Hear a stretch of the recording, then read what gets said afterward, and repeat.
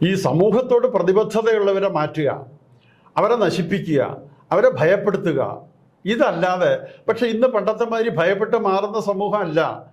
അതിനെ ചോദ്യം ചെയ്യാനും അതിനെതിരെ പടപരുതാനും തക്ക ശേഷിയുള്ള സാമൂഹ്യ പ്രതിബദ്ധതയുള്ള NGOകളുണ്ട്, അവരെ കൂടെ നിൽക്കുന്ന മാധ്യമ സുഹൃത്തുക്കളുണ്ട്, മാധ്യമങ്ങളുണ്ട്, സമൂഹമുണ്ട്. പ്രത്യേകിച്ച് യുവാക്കളുടെ ആ മനസ്സ് ഇന്ന് സമൂഹത്തെ ഉദ്ധരിച്ചു കൊണ്ടുവരാൻ, ആവശ്യക്കാരൻ്റെ മുമ്പിൽ കൈനീട്ടി കൊടുക്കാൻ, വിരൽ നീട്ടിക്കൊടുക്കുകയല്ല, കൈനീട്ടിക്കൊടുത്ത് അവരെ ഉയർത്തിക്കൊണ്ടുവരാൻ ഉള്ള ഉദ്ബുദ്ധതയുള്ള നമ്മുടെ യുവസമൂഹം നമ്മുടെ കൂടെയുണ്ട്. നമസ്കാരം. വയനാട് ദുരന്തമുണ്ടായതിൻ്റെ 3-ാം ദിവസം വയനാട്ടിലെ മുഴുവൻ ദുരിതബാധിതർക്കും എല്ലാ സൗകര്യങ്ങളോടും കൂടിയുള്ള വീടും മറ്റ് അടിസ്ഥാന സൗകര്യങ്ങളും ഒരുക്കി കൊടുക്കാമെന്ന് HRDS എന്ന NGO വാഗ്ദാനം ചെയ്തിരുന്നു. വാഗ്ദാനം മാത്രമല്ല, ഇതൊരു പ്രപ്പോസലായി നമ്മുടെ മുഖ്യമന്ത്രിയുടെ ഓഫീസിലേക്ക് ഔദ്യോഗികമായി തന്നെ അറിയിക്കുകയും ചെയ്തു. ദിവസങ്ങൾ 17 പിന്നിട്ടു. ഇതുവരെയും മുഖ്യമന്ത്രിയുടെ ഓഫീസിൽ നിന്ന് അനുകൂലമായ ഒരു നിലപാടുണ്ടായിട്ടില്ല. ഇന്ന് നമ്മളോടൊപ്പമുള്ളത് HRDS വൈസ് പ്രസിഡന്റ് ശ്രീ വേണുഗോപാൽജിയാണ്. നമസ്കാരം. നമസ്തേ സർ. HRDS ഈ പ്രപ്പോസൽ വെച്ചിട്ട് 17 ദിവസങ്ങൾ പിന്നിട്ട് കഴിഞ്ഞിരിക്കുന്നു. എന്താണ് ഈ ഇതിനെക്കുറിച്ച് എനിക്ക് പറയാനുള്ളത്? ഒരു നിലപാട്, ഒരു നടപടിയും മുന്നോട്ടുണ്ടായിട്ടില്ല. അതിദാരുണമായ ആ ഒരു പ്രകൃതി ദുരന്തം ഉണ്ടായതിനു ശേഷം ഈ തരത്തിൽ അവരുടെ ജീവനും അതേപോലെ തന്നെ എല്ലാം നഷ്ടപ്പെട്ടവരുടെ മുന്നിൽ ഒരു ചെറിയ വിരളെങ്കിലും നീട്ടിയിട്ട് ആദ്യം എത്തുന്നത്, അതായത് അവിടുത്തെ പ്രവർത്തനങ്ങളെക്കുറിച്ചല്ല ഞാനീ പറയുന്നത്, അവരുടെ പുനരധിവാസത്തെക്കുറിച്ച് ആദ്യമായിട്ട് എന്തെങ്കിലും ഒരു പ്രപ്പോസൽ ആയിട്ട് എത്തുന്നത് HRDS ആണ് ആദ്യം തന്നെ ചെയ്യുന്നത്. അതിൻ്റെ കാരണം എന്ന് പറഞ്ഞാൽ ഈ തരത്തിലുള്ള പ്രവർത്തികൾ ചെയ്തിട്ടുള്ള പരിചയം ഞങ്ങൾക്കുണ്ട്. വീടുകൾ നിർമ്മിച്ചു കൊടുക്കുക, അവരുടേതായിട്ടുള്ള ജീവിത ഉപാധികൾ ഉണ്ടാക്കി കൊടുക്കുക, പ്രത്യേകിച്ച് മലയോര പ്രദേശങ്ങളിൽ ആദിവാസികളുടെ അത് ചെയ്തിട്ടുള്ള പരിചയം ഉള്ളതിൻ്റെ പേരിൽ തന്നെയാണ് ഇത് ഉടനെ തന്നെ ചെയ്തത്. ഉടനെ തന്നെ നമ്മുടെ ടീം ഒരുമിച്ച് അതിനെക്കുറിച്ച് ഡിസ്കസ് ചെയ്തു. ഏത് തരത്തിലുള്ള കാര്യങ്ങൾ ചെയ്യണം എന്ന് പറഞ്ഞിട്ട് ഓൾറെഡി നമുക്കതിൻ്റെ കാര്യങ്ങൾ ചെയ്തുകൊണ്ടുള്ള പരിചയത്തിൻ്റെ പേരിൽ പ്രപ്പോസലും അതേപോലെ തന്നെ അതിൻ്റെ എക്സ്പെൻസും അതിൻ്റെ പ്ലാനും ബാക്കി കാര്യങ്ങൾ ഇമ്മീഡിയറ്റ് ഓരോ ടീമിനെ ഏൽപ്പിച്ചു. അവർ വളരെ വേഗം അത് ചെയ്തു തന്നു. അതിൻ്റെ പേരിൽ അത് നമുക്ക് പുറത്ത് വയ്ക്കാനും കഴിഞ്ഞു. അതോടൊപ്പം തന്നെ നമ്മുടെ കേരളത്തിലെ ബഹുമാനപ്പെട്ട മുഖ്യമന്ത്രിക്ക് അത് അയക്കാനും നമുക്ക് സാധിച്ചു. പക്ഷേ ഒഫീഷ്യലി ഞങ്ങൾക്ക് മറുപടി കിട്ടി. അതിന് അദ്ദേഹം അനുമോദിച്ചുകൊണ്ട്, മുഖ്യമന്ത്രി അനുമോദിച്ചുകൊണ്ടുള്ളൊരു മറുപടിയെ കിട്ടിയത്. അല്ലെങ്കിൽ ഞങ്ങൾ വളരെ കൂടുതൽ സന്തോഷിച്ചു. അപ്പോൾ അതിൻ്റെ ബാക്കി കാര്യങ്ങളായിട്ട് മുന്നോട്ട് പോകാം എന്ന് പറഞ്ഞിട്ട് ഞങ്ങൾ അതിൻ്റെ കാര്യങ്ങൾ ചെയ്തും തുടങ്ങി. അപ്പോൾ അതിലാകെ ഒരു ചോദ്യം വന്നത്, നമ്മൾ പറഞ്ഞിരുന്നു സർക്കാരിൻ്റെ കയ്യിൽ നിന്ന് ഒരു പൈസ പോലും ആവശ്യപ്പെടില്ല, ഇതിൻ്റെ പേരിൽ പബ്ലിക്കിൻ്റെ ഇടയിൽ നിന്ന് സാമ്പത്തിക സഹായം വേണമെന്ന് പറഞ്ഞിട്ട് നമ്മൾ പിരിവിനോ അല്ലെങ്കിൽ ബക്കറ്റ് എടുത്ത് പിരിവിനോ പബ്ലിക്കിൻ്റെ മുമ്പിൽ പിടിച്ചു നിർത്തി പിരിവിനോ അതൊന്നും പോകാനും ഉദ്ദേശിക്കുന്നില്ല.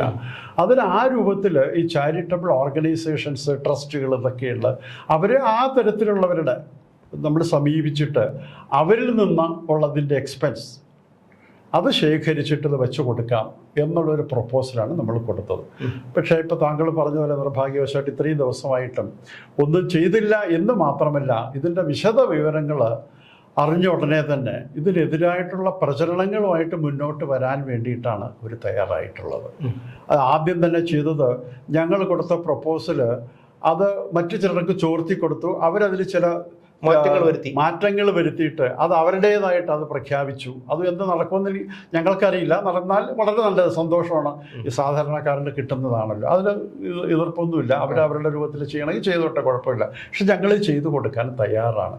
പക്ഷേ ഇന്ന് വരെ അതിനെക്കുറിച്ച് ഞങ്ങൾ പറഞ്ഞിരുന്നത്, ഞങ്ങൾക്ക് അതിന് പറ്റിയ ഭൂമി വേണം, സ്ഥലം കിട്ടിയാൽ അല്ലെങ്കിൽ ഞങ്ങൾ ഭൂമി മേടിച്ചിട്ട് ഇത് സാമ്പത്തിക കാര്യങ്ങളെക്കുറിച്ച് മറ്റൊരു ഡിസ്കഷനും വരുന്നില്ല. അതായത് 10 പൈസ പോലും പൊതുഖജനാവിൽ നിന്ന് എടുക്കാതെ ഇത് വെച്ച് കൊടുക്കാം, അവർക്ക് മാന്യമായ രൂപത്തിൽ ജീവിക്കാനുള്ള സൗകര്യങ്ങൾ ഉണ്ടാക്കി കൊടുക്കാം എന്നാണ് ഞങ്ങൾ പറഞ്ഞിട്ടുള്ളത്. അതുകൂടാതെ ഇപ്പം വീടുകൾ വെച്ചു കൊടുത്തു. പിന്നെ അവരുടെ ദൈനംദിന ചെലവുകൾക്ക് അതും മുൻകൂട്ടി കണ്ടുകൊണ്ട് തന്നെയാണ് അതിൻ്റെ ഗ്രൗണ്ട് ഫ്ലോറിൽ ആ കുടുംബത്തിന് താമസിക്കാം. അതിൻ്റെ മുകളിൽ ഒരു ടൂറിസ്റ്റ് സെൻറ്റർ ആയിട്ട് വലുതയില്ലേ. അപ്പോൾ വയനാടിൻ്റെ ആ ഒരു പ്രത്യേകതകളോട് നമ്മൾ ഉൾക്കൊണ്ടുകൊണ്ട് അതിനെ ഉപയോഗപ്പെടുത്തിക്കൊണ്ട് ഈ ഓരോ വീട്ടുകാർക്കും ഒരു ഹോം സ്റ്റേ പോലുള്ള ഏർപ്പാട് ചെയ്തിട്ട് അവർക്ക് എല്ലാ ദിവസവും വരുമാനം, ഇപ്പോൾ 30 ദിവസവും വരുമാനം കിട്ടുമെന്ന് പറഞ്ഞാൽ അത് നമ്മളത് അത്രയും പ്രതീക്ഷിക്കുന്നില്ല. കുറച്ച് ദിവസമെങ്കിലും കിട്ടിയാൽ അവർക്ക് ആ കുടുംബം വലിയ ബുദ്ധിമുട്ടില്ലാതെ കടന്നു പോകാനുള്ള ഏർപ്പാട് ചെയ്യാം. അതോടൊപ്പം തന്നെ ഈ തരത്തിലുള്ള ടൂറിസ്റ്റുകളെ അവരെ ഇവിടേക്ക് കൊണ്ടുവരാൻ വേണ്ടിയിട്ടുള്ള, അവരെ ആകർഷിച്ചൊരു മാർക്കറ്റിംഗ് തന്ത്രം ആ രൂപത്തിലൊക്കെ ചെയ്തിട്ട്, ആ തരത്തിലുള്ള മാർക്കറ്റിങ്ങിൻ്റെ കാര്യങ്ങൾ ചെയ്തിട്ട് അവർ ആ ടൂറിസ്റ്റുകളെ ഇവിടെ കൊണ്ടുവന്ന് താമസിപ്പിക്കാനുള്ള ഏർപ്പാടുകൾ പോലും നമുക്ക് ചെയ്തു കൊടുക്കാൻ സാധിക്കും. ഈ തരത്തിൽ വളരെ എല്ലാ വശങ്ങളും പഠിച്ചതിന് ശേഷം തന്നെയാണ് ഞങ്ങൾ ഈ പ്രപ്പോസൽ ഗവൺമെന്റിന്റെ മുമ്പിൽ വെച്ചത്. അടിസ്ഥാന സൗകര്യങ്ങളടക്കം, അതായത് സ്കൂളുകളും വെള്ളവും വൈദ്യുതിയും ഉൾപ്പെടെയുള്ള അടിസ്ഥാന സൗകര്യങ്ങളടക്കമാണ് നിങ്ങളുടെ പ്രപ്പോസൽ വെച്ചിരിക്കുന്നത്. എന്താണ്, ഒന്ന് വിശദീകരിക്കാമോ? ഒരു 10 സെന്റ് സ്ഥലത്താണ് വീട്. ഒരാൾക്കൊരു 10 സെന്റ് സ്ഥലത്ത് ഈ വീടും അവിടെ ചുറ്റും ഇറങ്ങി നടക്കാനുള്ള കുറച്ച് സ്ഥലം ഉണ്ടാവും. അത് അവരുടെ വ്യക്തിപരമായ താമസ സൗകര്യത്തിൻ്റെ ഏർപ്പാടാണ് ആ രൂപത്തിൽ ചെയ്തിട്ടുള്ളത്. അതുകൂടാതെ ഞങ്ങൾ ഒരാൾക്ക് 1 ഏക്കർ സ്ഥലം കൂടെ ഇതിൻ്റെ കൂട്ടത്തിൽ കൊടുക്കണം എന്നാവശ്യപ്പെടുന്നുണ്ട്. സർക്കാരിനോട് ആവശ്യപ്പെടുന്നു. തീർച്ചയായും അവിടെ ഒരു കർഷകരാണ് അതൊന്ന് അല്ല, അത് ഇഷ്ടംപോലെ സ്ഥലമുണ്ട് അവിടെ വയനാട്ടിൽ. ഇപ്പോൾ ബ്രിട്ടീഷുകാർ ഇട്ടിട്ട് പോയപ്പോൾ ഇന്ന് ഓരോരുത്തരും കമ്പനികളെന്ന് പറഞ്ഞ് കയ്യിൽ വെച്ചൊക്കെയാണ്. അത് സർക്കാരിൻ്റെ ഭൂമിയാണ്. എത്രയോ ആയിരക്കണക്കിന് ഏക്കർ സ്ഥലങ്ങളുണ്ട്. അതിൽ നിന്ന് ഇവർക്ക് ഓരോ ഏക്കർ കൊടുക്കാനാണ് പറയുന്നത്. അവർ ഇത്രയും കാലം ജീവിതം മുഴുക്കെ അതിന് വേണ്ടിയിട്ട് ചെലവഴിച്ച് നന്നാക്കാൻ നോക്കിയിട്ട് ഇപ്പോൾ സർവ്വതും നഷ്ടപ്പെട്ട ജീവിച്ചിരിക്കുന്ന കുറച്ച് ഫാമിലിയിലേക്കെങ്കിലും ഇത് ചെയ്തു കൊടുക്കാനാണ് ഞങ്ങൾ ആവശ്യപ്പെടുന്നത്. അപ്പോൾ ആ തരത്തിൽ ചെയ്യുമ്പോൾ ഈ 1 ഏക്കർ ഭൂമിയിൽ അവർക്ക് എന്തെങ്കിലും കൃഷി നടത്തി അത് മുന്നോട്ട് കൊണ്ടുപോകാനുള്ള, അവിടുത്തെ അനുയോജ്യമായ രൂപത്തിൽ ഏത് കൃഷിക്കാണോ നമുക്ക് കിട്ടുന്ന സ്ഥലം അനുയോജ്യമായത് അതിന് നമ്മുടെ മോഡേൺ ടെക്നോളജിയൊക്കെ ഉപയോഗിച്ചിട്ട്, ആധുനിക കൃഷി സൗകര്യങ്ങൾ വരെ ഉപയോഗിച്ചിട്ട്, അതൊരു പക്ഷേ ഭാരതത്തിൽ തന്നെ ഉള്ള കൃഷി സൗകര്യങ്ങൾ മാത്രമല്ല ഞങ്ങൾ വിഭാവനം ചെയ്യുന്നത്, ഭാരതത്തിന് പുറത്തുമുള്ള ഇതേപോലെ ടെക്നോളജി വളർന്നുകൊണ്ടിരിക്കുകയല്ലേ. പ്രത്യേകിച്ച് ഇന്ന് ലോകം മുഴുവനും ഈ തരത്തിലുള്ള ഈ കാർഷിക കാര്യങ്ങൾക്ക് വളരെ കൂടുതൽ പ്രാധാന്യം കൊടുക്കുന്നുണ്ട്. ഈ അഗ്രികൾച്ചർ, ഈ ആർട്ടിഫിഷ്യൽ കാര്യങ്ങളിൽ പോയിട്ട് മനുഷ്യൻ്റെ ജീവിതവും ആരോഗ്യവും നശിച്ചുകൊണ്ടിരിക്കുന്ന സ്ഥലത്ത് വീണ്ടും പ്രകൃതിയിലേക്ക് മടങ്ങുന്ന ഒരു സ്വഭാവം ലോകം മുഴുവൻ കാണിക്കുന്നുണ്ട്. ആ തരത്തിലുള്ള മോഡേൺ ടെക്നോളജി വരെ ഉപയോഗിച്ചുകൊണ്ട് ഇവിടെ ഈ 1 ഏക്കർ സ്ഥലത്ത് ഏറ്റവും ചുരുങ്ങിയ മാൻ പവർ ഉപയോഗിച്ച് ഏതെല്ലാം തരത്തിൽ നമുക്ക് കാർഷിക വിളവുകൾ വർദ്ധിപ്പിക്കാനും അതിലൂടെ ഇവർക്ക് സ്വയം പര്യാപ്തമായ ഒരു ജീവിതചര്യ ഉണ്ടാക്കിക്കൊടുക്കാനും സാധിക്കും എന്നുള്ളതിനെക്കുറിച്ച് ഇപ്പോൾ നമ്മുടെ ഒരു ടീം പഠിച്ചുകൊണ്ടിരിക്കുകയാണ്. അതിൻ്റെ റിസൾട്ട് വളരെ വേഗം കിട്ടും. ഇതെന്ന് വെച്ചാൽ ആരെങ്കിലും ബോധ്യപ്പെടുത്താനല്ല ഞങ്ങൾ കാര്യങ്ങൾ ചെയ്യണത്. നമ്മൾ കാര്യങ്ങൾ ചെയ്യണത് അതിൻ്റെ റിസൾട്ട് സാധാരണക്കാരന്, നമ്മുടെ സമൂഹത്തിന് ഉപയോഗപ്രദമായ രൂപത്തിൽ കിട്ടണം എന്നുള്ള ആഗ്രഹത്തിലാണ് ഈ കാര്യങ്ങളെല്ലാം ചെയ്യുന്നത്. അല്ലാതെ സർക്കാരിൻ്റെ എന്തെങ്കിലും ഉദ്യോഗസ്ഥന്മാർ ചെയ്യുന്ന റിപ്പോർട്ട് കൊടുത്തിട്ട് അതെവിടെയെങ്കിലും മാറ്റിക്കളയുന്ന രൂപത്തിലുള്ള, ഞങ്ങൾ ഇതുവരെ ചെയ്തിട്ടുള്ളതും അങ്ങനെ തന്നെയാണ്. അതിൻ്റെ ഫലം അവർക്ക് കിട്ടുക. പക്ഷേ എന്തോ നിർഭാഗ്യവശാൽ ഗവൺമെൻറ് HRDS എന്തെങ്കിലും ഒരു പ്രൊജക്റ്റ് മുന്നോട്ട് വെച്ച് ചെയ്യുകയാണെങ്കിൽ അത് പാടില്ല, അതിനെ നിഷേധിക്കുക എന്ന് മാത്രമല്ല അതിനെതിരായിട്ട് പ്രൊപ്പഗൻഡ വരെ കൊടുക്കുന്നുണ്ട്. ഞങ്ങൾ അവരെ ഒരു രൂപത്തിലും ഒരു കാര്യത്തിലും അവരെ ഒന്നും ശല്യം ചെയ്യാൻ പോയിട്ടില്ല. ഒരു രീതിയിലും ഈ ആദിവാസികളായാലും ശരി, അവരുടെ ഭൂമി ആയാലും ശരി, ഇതൊന്നും ഞങ്ങൾ എഴുതി മേടിക്കുന്നതോ ഇതൊന്നുമല്ല. അവരുടെ ഭൂമിയിൽ അവർക്ക് കൃഷി ചെയ്യാനുള്ള സഹായം, അത് ആധുനിക രൂപത്തിലുള്ള കൃഷി എങ്ങനെ ചെയ്തുകൊണ്ട് അവർക്ക് ഉയരാം വളരാം എന്നുള്ളത് മാത്രമാണ് നമ്മൾ ചെയ്തു കൊടുക്കുന്നത്. റെക്കോർഡിങ്ങിൽ അവരുടെ ഭൂമി അവരുടെ കയ്യിൽ തന്നെ ഉണ്ടാവുക. അതിൻ്റെ വിളകൾ കിട്ടിയാൽ അത് നമുക്ക് മൊത്തത്തിൽ ഇടനിലക്കാരില്ലാതെ നേരിട്ട് ഇതിൻ്റെ ഉപഭോക്താവിന് കൊടുക്കാവുന്നുള്ളൊരു സിസ്റ്റമാണ് നമ്മൾ ചെയ്തു വെച്ചുകൊണ്ടിരിക്കുന്നത്. അതാണ് ഇവർക്ക് ഇഷ്ടപ്പെടാത്തത് എന്നാണ് ഞങ്ങൾക്ക് തോന്നുന്നത്. കാരണം ഇവർക്ക് ഈ രാഷ്ട്രീയക്കാർക്ക് അല്ലെങ്കിൽ അവരുടെ ചില ഉദ്യോഗസ്ഥന്മാർക്ക്, പ്രത്യേകിച്ച് ഉദ്യോഗസ്ഥന്മാരാണ് അതിൻ്റെ കൂടുതൽ ദ്രോഹങ്ങൾ ചെയ്തുകൊണ്ടിരിക്കുന്നതാണ് ഞങ്ങളുടെ അനുഭവം തരുന്നത്. അപ്പൊ അതിന് ഒരു ഇടനിലക്കാരനില്ലാതെ നേരിട്ട് ഈ കൃഷിക്കാരനും അല്ലെങ്കിൽ ഇതിൻ്റെ യഥാർത്ഥ ഉടമസ്ഥനും ഉപഭോക്താവിനും തമ്മിൽ വ്യത്യാസം ഇതില്ലാതെ അവർ ഉണ്ടാക്കുന്ന പൈസ അവർക്ക് തന്നെ കിട്ടാവുന്ന രൂപത്തിലുള്ള കാര്യങ്ങൾ ചെയ്യാനാണ് ഉദ്ദേശിക്കുന്നത്. അല്ല ഇതിൻ്റെ പേരിൽ മറ്റൊരു തരത്തിലുള്ള, ഇപ്പോൾ ഇവർ കഴിഞ്ഞ ദിവസം ഞാനൊരു വീഡിയോ കണ്ടു, ഏതോ ഒരു ആൾ, ആരാതാണെന്നും എനിക്കറിയില്ല, എന്തൊക്കെ കള്ളത്തരങ്ങളാണ് ചെയ്യണത്. HRDS ചെയ്യുന്നത് പിന്നെ സർക്കാരിൻ്റെ പണം അടിച്ചു മാറ്റാനുള്ള കാര്യങ്ങളാണ്. അവർ വിചാരിക്കുന്നത് സർക്കാർ എന്ന് പറഞ്ഞത് ഓഫ്കോഴ്സ് അവർ തന്നെയാണ് ഭരിക്കുന്നത്. ഈ ബാങ്കുകളിൽ നിന്ന് പോയി പണം മോഷ്ടിച്ചുകൊണ്ട് പോകുമ്പോൾ അതിന് സാധിക്കുന്നതാണ് ഈ CSR ഫണ്ട് എന്നൊക്കെ അവർ ധരിച്ചു വെച്ചു എന്ന്. എനിക്കറിയില്ല ഇതെങ്ങനെയാണെന്ന്. കാരണം അവർക്കറിയാമായിരിക്കും ഒരു ബാങ്കിൽ പോയി 5 കോടി രൂപ ഇന്നാരുടെ പേരിൽ ലോൺ കൊടുക്കുന്നവരെ കൊടുക്കുന്നുണ്ട്. അത് ആരുടെ പൈസ? അല്ല, ഈ CSR ഫണ്ട് അങ്ങനെ ഒരു സംവിധാനം ഉണ്ടെന്ന് പോലും ഒരു പക്ഷേ അവർക്ക് അറിയില്ല. ആ പൈസ എന്താണ് അവർക്ക് ഈ ബക്കറ്റ് പിരിവുമായിട്ടുള്ള ബന്ധപ്പെട്ടുള്ളതുകൊണ്ട് കണക്കില്ലാത്ത രൂപത്തിൽ എന്നാണ് അവർ ധരിച്ചു വെച്ചിട്ടുള്ളത്. ഇതല്ല, ഇതിൻ്റെ ഓരോ പൈസയ്ക്കും ഇതിന് കണക്കുകളുണ്ട്. ഇപ്പോൾ അവർ ഈ കഴിഞ്ഞ ഒരു 1-2 വർഷത്തോ ആയിട്ട് HRDSൻ്റെ ഓഫീസുകളും അതുമായിട്ട് ബന്ധപ്പെട്ട എല്ലാവരെയും അവർ വിളിച്ച് ചോദ്യം ചെയ്യണം, എല്ലാം ചെയ്യണം. പക്ഷേ ഇതുവരെ ഒരു തെളിവുകളും ഉണ്ടായിട്ടില്ല. ഭാഗ്യവശാൽ ഈ വരുന്ന ഉദ്യോഗസ്ഥന്മാർ അവർക്ക് ഈ കാര്യങ്ങൾ അറിയുന്നവരാണെന്ന് തോന്നുന്നു, അല്ലെങ്കിൽ അവരതിനെക്കുറിച്ച് പഠിച്ചവരാണെന്ന് തോന്നുന്നു. ഇപ്പോൾ ഓരോരുത്തരെ ചോദ്യം ചെയ്യാൻ കൊണ്ടുപോകും, മാന്യമായിട്ട് പെരുമാറി, അവർക്ക് കാര്യങ്ങളൊക്കെ അറിയാം ഇതൊക്കെയാണെന്ന്. അവർ ഓഫീസിൽ വന്നിട്ട് എത്രയോ പ്രാവശ്യം ഞങ്ങളുടെ ഫയലുകൾ എടുത്തുകൊണ്ട് പോയി. ഇതൊന്നും പൂട്ടി വെച്ചിട്ടില്ല. ഞങ്ങളുടെ രജിസ്ട്രേഡ് ഓഫീസിൽ, ഹെഡ് ഓഫീസിൽ, ഈവൻ ഡൽഹി, ഇതൊക്കെ വന്നിട്ട് എന്ത് വേണം സാർ, എന്താ വേണ്ടത്, ഇതാ എല്ലാ ഫയലും ഇവിടെയുണ്ട്. ചാർട്ടേഡ് അക്കൗണ്ടൻറ്റും ഇത് ഓഡിറ്റ് ചെയ്ത റിപ്പോർട്ടുകളുണ്ട്, എല്ലാം ഉണ്ട് സാർ, എല്ലാം കൊണ്ടുപോയിക്കോളൂ. 500 വീടുകൾ ഏകദേശം നഷ്ടപ്പെട്ടു. ഈ 500 വീടുകൾ നിർമ്മിച്ചു കൊടുക്കാൻ തയ്യാറാണ്. ഈ ഒരു വീടിന് 10 ലക്ഷം രൂപ വെച്ച് കണക്കാക്കിയാൽ പോലും 50 കോടി രൂപയുടെ ചിലവ് മാത്രമേ അവിടെ വരുന്നുള്ളൂ എന്നാണ് HRDSന്റെ സ്ഥാപക സെക്രട്ടറിയായ അജി കൃഷ്ണൻജി പറഞ്ഞത്. പക്ഷേ പലരും അതിനുശേഷം ഉന്നയിച്ചൊരു സംശയം, ഈ 10 ലക്ഷം രൂപ കൊണ്ട് ഈ ഒരു വീട് നിർമ്മാണം സാധ്യമാകുമോ എന്നുള്ളതാണ്. എന്താണ് അതേക്കുറിച്ച് പറയാം? അപ്പോൾ അതിനെക്കുറിച്ച് ഇപ്പോൾ ഞാൻ താങ്കളോട് നേരത്തെ പറഞ്ഞ പോലെ അതിൻ്റെ ഈച്ച് ആൻഡ് എവരിത്തിങ് അവർ എല്ലാ മൈന്യൂട്ട് ഡീറ്റെയിൽസിലേക്കും ഞങ്ങൾ പോയതിന് ശേഷമാണ് ഈ തരത്തിലൊരു പ്രപ്പോസൽ. ഞാൻ പറഞ്ഞല്ലോ, 1-2 പേരിടുന്ന് ചെയ്യുന്നതല്ല. വി ആർ ഹാവിങ് ഞങ്ങളുടെ ടീമുണ്ട്, ഓരോ സെക്ഷനും അനുസരിച്ച് ഞങ്ങളുടെ ടീമുണ്ട്. ആ ടീം ഇതിനെക്കുറിച്ച് വളരെ വിശദമായിട്ട് പഠിച്ചതിന് ശേഷമാണ് അതിന് എത്ര ബ്രിക്ക് വേണം, എത്ര കട്ടള വേണം, എത്ര ജനാല വേണം, ബാത്റൂമിൽ എന്ത് സാധനങ്ങൾ വേണം, അടുക്കളയിൽ എന്തൊക്കെ വേണം, ഇതെല്ലാം ഡീറ്റെയിൽസ് എടുത്തിട്ട് ഇന്നത്തെ മാർക്കറ്റ് വിലയാണ് അതിലിട്ടിട്ടുള്ളത്. പിന്നെ ഇതിനൊരു ഈ പറഞ്ഞ പോലെ സംശയം വരാനൊരു കാരണം, ഇന്ന് കേരളത്തിൽ ഈ കൂലി വളരെ കൂടുതലാണ്.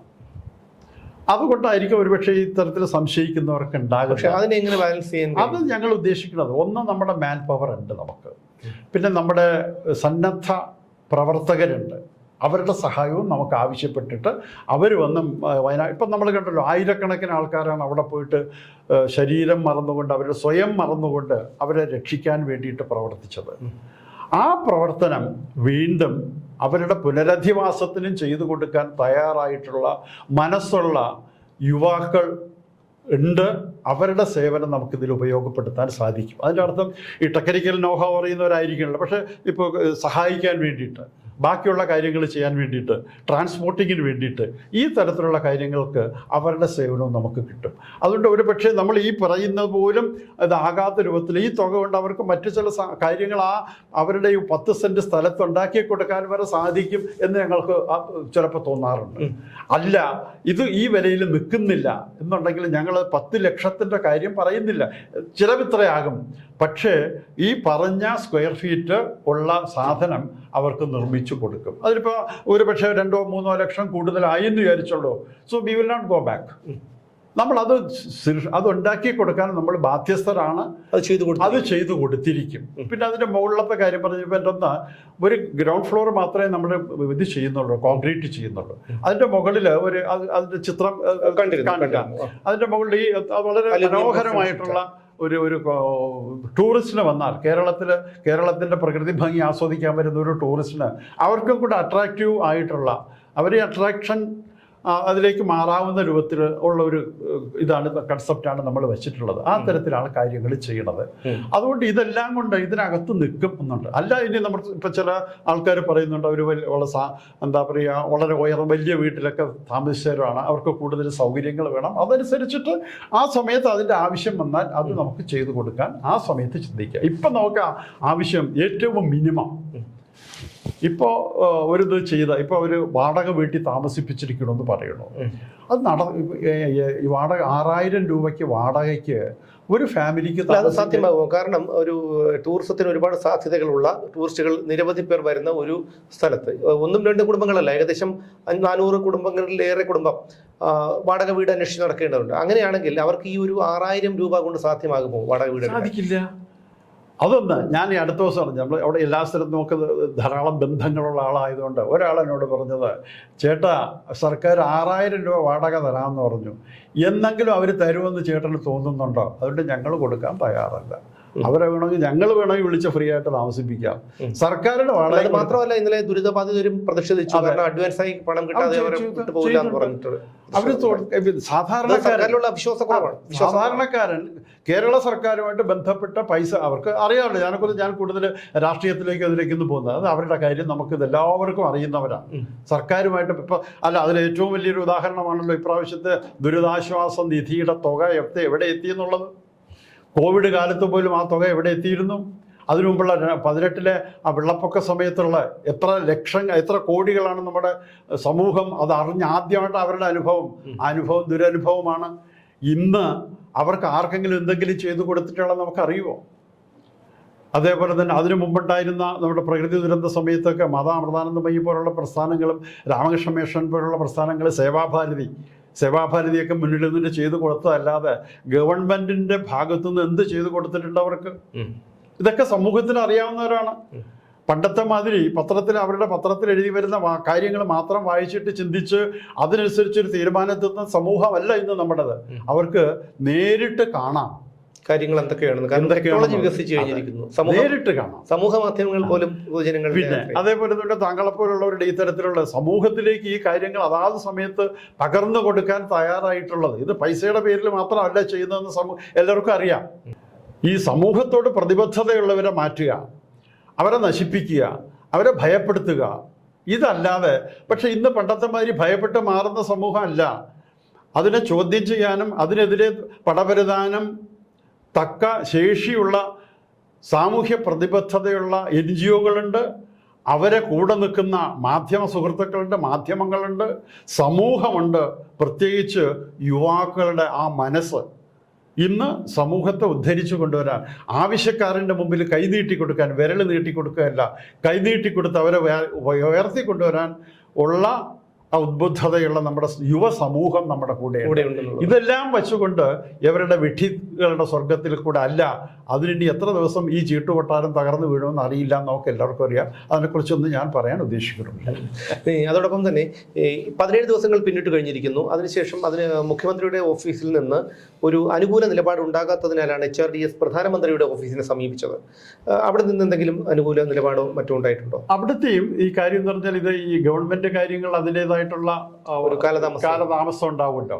അപ്പം അവിടെ ആ ഭാഗത്തു നിന്ന് ഈ സോഷ്യൽ ആ ഡിപ്പാർട്ട്മെൻറ്റിൻ്റെ ആയിട്ടൊക്കെ സഹകരിച്ചിട്ട് നമുക്ക് വളരെ അനുകൂലമായിട്ടുള്ള നിലപാടാണ് ഇന്ന് അവിടെ കിട്ടിക്കൊണ്ടിരിക്കുന്നത്. അതിൻ്റെ ടെക്നിക്കൽ ഡീറ്റെയിൽസ്, അത് മൈന്യൂട്ട് ഡീറ്റെയിൽസിലേക്ക് നമ്മൾ എത്താനുള്ള സമയം ആയിട്ടില്ല.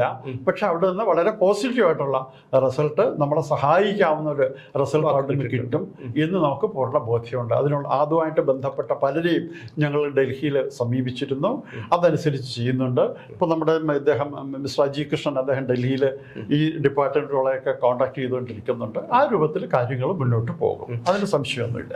നമ്മുടെ സർക്കാരിന് പെട്ടെന്നൊരു ബോധോദയമുണ്ടായി, ഈ ഒരു പ്രപ്പോസലുമായി മുന്നോട്ട് പോകാൻ HRDSന് അനുമതി നൽകുകയാണ്. അങ്ങനെയാണെങ്കിൽ എത്ര ദിവസം കൊണ്ട് ഈ project? Next day we will start. ഞങ്ങൾക്ക് ഭൂമി പതിച്ച് കിട്ടിയാൽ ഒരാഴ്ചയ്ക്കുള്ളിൽ തുടങ്ങുമെന്ന് പറയാം. അടുത്ത ദിവസം ഞങ്ങൾ അവിടെ ഇതിന്റെ പ്രവർത്തനം തുടങ്ങാൻ ഞങ്ങൾ സജ്ജരാണ്. ഇനി അഥവാ ആരെങ്കിലും ഈ കാര്യങ്ങളൊക്കെ നമുക്കറിയാം, വയനാട്ടിലെ ദുരിതബാധിതരെയൊക്കെ കണ്ട് നമ്മൾ ഒരുപാട് വിങ്ങിപ്പൊട്ടിയതാണ്. അപ്പോൾ അവിടെയുള്ള ഭൂ ഉടമകൾ ആരെങ്കിലും HRDSന്റെ ഈ പദ്ധതിക്ക് വേണ്ടി ഭൂമി വിട്ടു നൽകാൻ തയ്യാറായാലും HRDS ഈ ഒരു വളരെ സന്തോഷപൂർവ്വം സ്വീകരിച്ചുകൊണ്ട് ഗവൺമെന്റ് അതിന് വീണ്ടും ഇതേപോലെ തന്നെ തടയിടാൻ വരുമോ ഇല്ലയോ എന്നുള്ളതിനെ കുറിച്ചൊന്നും അറിയില്ല. പക്ഷെ ഇവിടെ നീതി ന്യായ കോടതികളും അങ്ങനെയുള്ള കാര്യങ്ങളുണ്ട്. ആ തരത്തിൽ വേണ്ടി വന്നാൽ സർക്കാരിൻ്റെതായിട്ടുള്ള തടസ്സങ്ങൾ വന്നാൽ അത് ഓവർകം ചെയ്തു പോകാനും തടസ്സങ്ങളെ മാറ്റിയിട്ട് അവിടുത്തെ സാധാരണക്കാരനെ അവരുടെ ജീവിതത്തിലേക്ക് തിരിച്ചു കൊണ്ടുവരാനുള്ള എല്ലാ കാര്യങ്ങളും നീതിന്യായ കോടതിയുടെ ആവശ്യം വന്നാൽ നീതി നിഷേധിക്കപ്പെടുന്നവരെ അത് ഓവർകം ചെയ്യാനുള്ള എല്ലാ പരിശ്രമങ്ങളും നമ്മുടെ ഈ ഭാഗത്തു നിന്നുള്ള ഈ സാമൂഹ്യ ബോധമുള്ള സമൂഹത്തെ കൂടെ ഉൾപ്പെടുത്തിക്കൊണ്ട്, അവിടുത്തെ ആൾക്കാരെ കൂടെ ഉൾപ്പെടുത്തിക്കൊണ്ട്, അവരുടെ പാർട്ടിസിപ്പേഷൻ കൂടെ ഉൾപ്പെടുത്തിക്കൊണ്ട് തന്നെ ഇത് ഞങ്ങൾ HRDS ഒരു പ്രത്യേക സംഘടന, അവർക്ക് അങ്ങനെയല്ല, നമുക്ക് ഒരുമിച്ച് ചെയ്യാം. അതിൽക്കൂടെ നമ്മുടെ നാടിനെ ആ പ്രദേശത്തെ ഉയർത്താം, വളർത്താം. അത് തന്നെയാണ് ഞങ്ങളുടെ കൺസെപ്റ്റ്. അല്ല ഞങ്ങൾ ചെയ്ത് നിങ്ങൾക്ക് തരും, ഇത് നിങ്ങളും വരുന്നില്ല. അവിടെ നമ്മൾ ഒരുമിച്ച് നിന്നുകൊണ്ട് നമ്മുടെ ഈ ഇന്ന് വിഷമം അനുഭവിക്കുന്ന ദുഃഖം അനുഭവിക്കുന്ന സമൂഹത്തിൽ അവരെ ഉയർത്തിക്കൊണ്ടുവരാൻ നമുക്ക് ഒരുമിച്ച് മുന്നോട്ട് പോകാം എന്നുള്ള ആ ഒരു കാര്യം വെച്ചുകൊണ്ട് തന്നെയാണ് ഞങ്ങൾ മുന്നോട്ട് പോകാൻ ഉദ്ദേശിക്കുന്നത്. HRDS മുന്നോട്ട് വെച്ചിരിക്കുന്ന ഈ പദ്ധതിയെക്കുറിച്ച് കേരളത്തിലെ പൊതുസമൂഹം അറിയണം. നമ്മുടെ സർക്കാർ കളിക്കുന്ന രാഷ്ട്രീയ കളി വ്യക്തി താല്പര്യങ്ങൾ സംരക്ഷിക്കാനായി അല്ലെങ്കിൽ മറ്റെന്തെങ്കിലും ദുരുദ്ദേശത്തോടു കൂടി സർക്കാർ ഈ ഒരു മഹത്തായ പദ്ധതിക്ക് അനുമതി നൽകാത്തത് നമ്മുടെ കേരള സമൂഹം തിരിച്ചറിയണം. എന്തായാലും HRDSന്റെ ഈ ഒരു പദ്ധതി കൂടുതൽ ഊർജ്ജസ്വലമായി തന്നെ മുന്നോട്ട് പോകട്ടെ. സർക്കാരിന്റെ അനുമതി എത്രയും വേഗം തന്നെ കിട്ടട്ടെ എന്ന് ആശംസിക്കുന്നു.